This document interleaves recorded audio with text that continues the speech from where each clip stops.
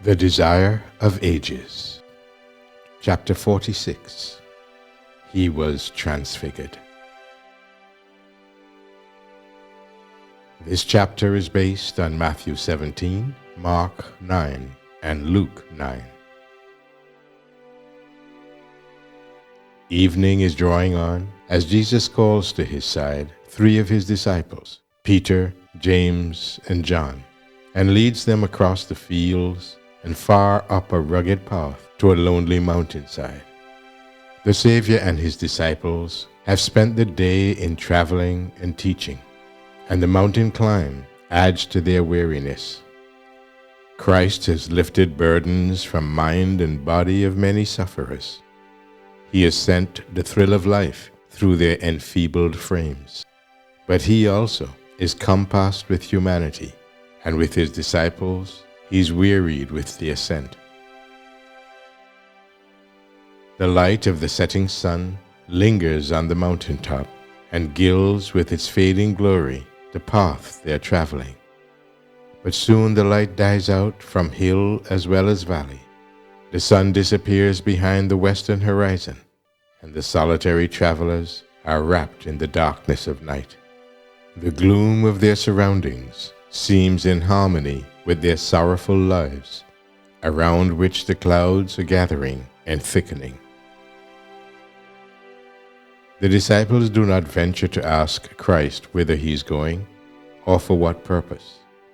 He has often spent entire nights in the mountains in prayer. He whose hand formed mountain and valley is at home with nature and enjoys its quietude.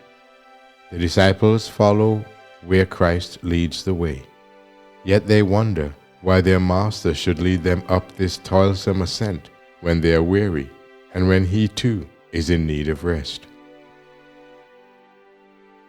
Presently, Christ tells them that they are now to go no farther. Stepping a little aside from them, the man of sorrows pours out his supplications with strong crying and tears. He prays for strength to endure the test in behalf of humanity. He must himself gain a fresh hold on omnipotence, for only thus can he contemplate the future. And he pours out his heart longings for his disciples, that in the hour of the power of darkness their faith may not fail. The dew is heavy upon his bowed form, but he heeds it not. The shadows of night gather thickly about him, but he regards not their gloom. So the hours pass slowly by. At first, the disciples unite their prayers with his in sincere devotion, but after a time they are overcome with weariness, and even while trying to retain their interest in the scene, they fall asleep. Jesus has told them of his sufferings. He has taken them with him that they might unite with him in prayer. Even now he's praying for them. The Savior has seen the gloom of his disciples and has longed to lighten their grief by an assurance that their faith has not been in vain. Not all, even of the 12, can receive the revelation he designs to give. Only the 3 who are to witness his anguish in Gethsemane have been chosen to be with him on the mount. Now the burden of his prayer is that they may be given a manifestation of the glory he had with the Father before the world was, that his kingdom may be revealed to human eyes, and that his disciples may be strengthened to behold it. He pleads that they may witness a manifestation of his divinity that will comfort them in the hour of his supreme agony, with the knowledge that he is of a surety the Son of God, and that his shameful death is a part of the plan of redemption. His prayer is heard. While he is bowed in lowliness upon the stony ground, suddenly the heavens open. The golden gates of the city of God are thrown wide, and holy radiance descends upon the mount, enshrouding the Savior's form. Divinity from within flashes through humanity and meets the glory coming from above. Arising from his prostrate position, Christ stands in godlike majesty. The soul agony is gone. His countenance now shines as the sun, and his garments are white as the light. The disciples, waking, behold the flood of glory that illuminates the mount. In fear and amazement, they gaze upon the radiant form of their Master.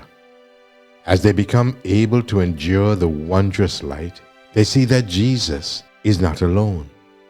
Beside him are two heavenly beings in close converse with him. They are Moses, who upon Sinai talked with God, and Elijah, to whom the high privilege was given, granted to but one other of the sons of Adam, never to come under the power of death. Upon Mount Pisgah, 15 centuries before, Moses had stood gazing upon the land of promise, but because of his sin at Meribah, it was not for him to enter there. Not for him was the joy of leading the host of Israel into the inheritance of their fathers. His agonized entreaty, "I pray thee, let me go over and see the good land that is beyond Jordan, that goodly mountain in Lebanon," Deuteronomy 3 verse 25, was refused. The hope that for 40 years had lighted up the darkness of the desert wandering must be denied. A wilderness grave was the goal of those years of toil and heart burden and care. But he who is able to do exceeding abundantly above all that we ask or think, Ephesians 3:20, had in this measure answered his servant's prayer. Moses passed under the dominion of death, but he was not to remain in the tomb. Christ himself called him forth to life.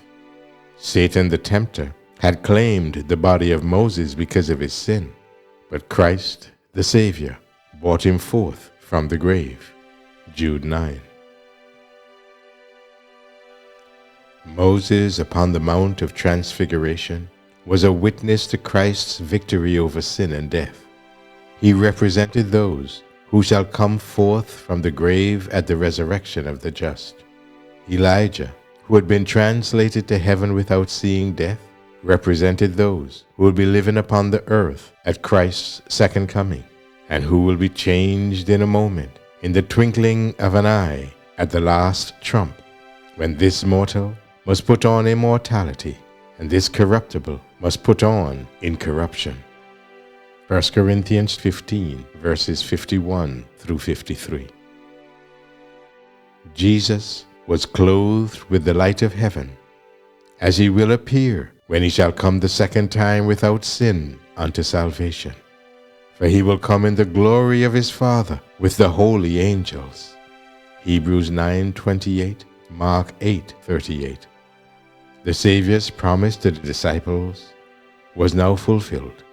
Upon the mount, the future kingdom of glory was represented in miniature. Christ the King, Moses a representative of the risen saints, and Elijah of the translated ones. The disciples do not yet comprehend the scene, but they rejoice that the patient teacher, the meek and lowly one who has wandered to and fro a helpless stranger, is honored by the favored ones of heaven. They believe that Elijah has come to announce the Messiah's reign, and that the kingdom of Christ is about to be set up on the earth. The memory of their fear and disappointment they would banish forever. Here, where the glory of God is revealed, they long to tarry.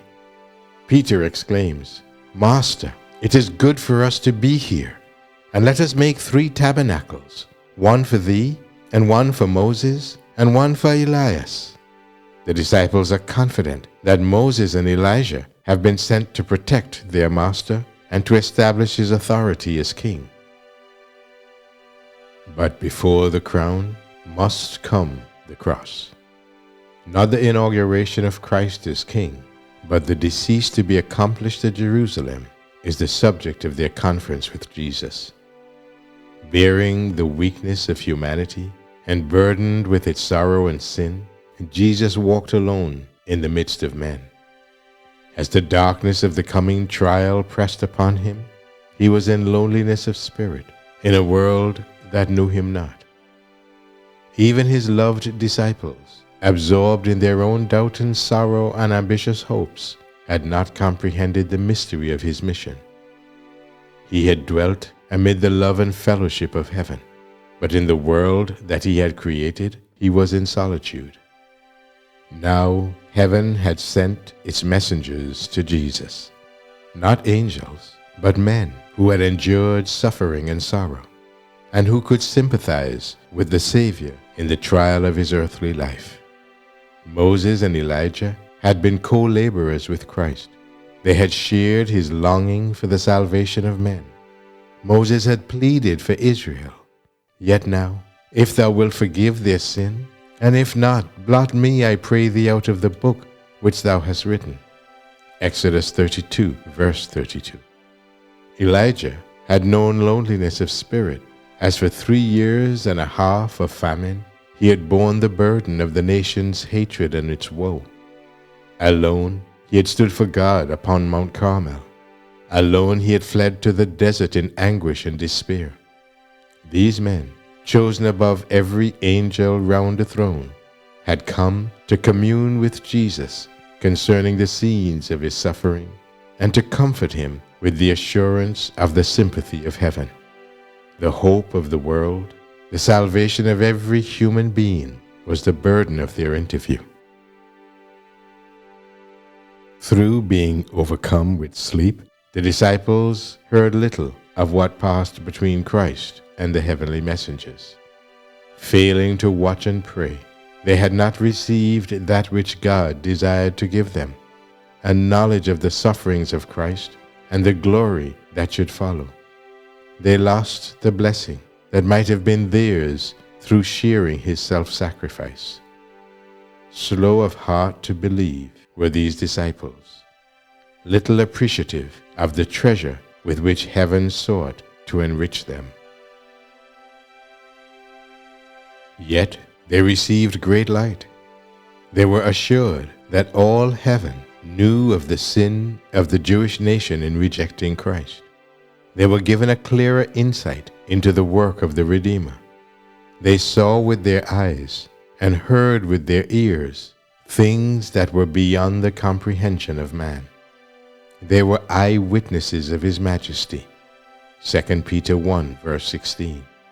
And they realized that Jesus was indeed the Messiah, to whom patriarchs and prophets had witnessed, and that he was recognized as such by the heavenly universe.